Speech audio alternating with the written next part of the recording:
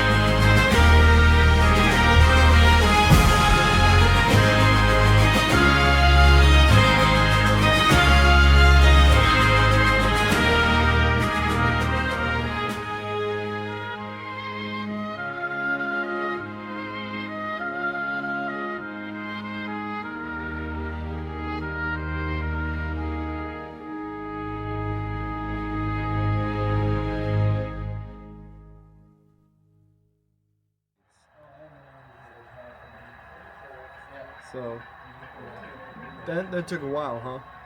Just like a couple of these big ones that are still around, but they're not. That whole display area? Oh, it took him probably about 20 years. Oh, there's a legendary ball in right here.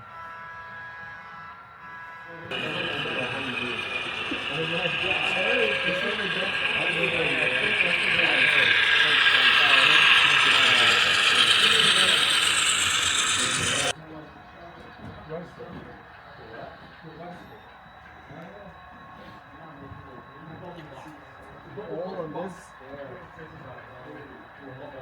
this was actually built in the early 1930s.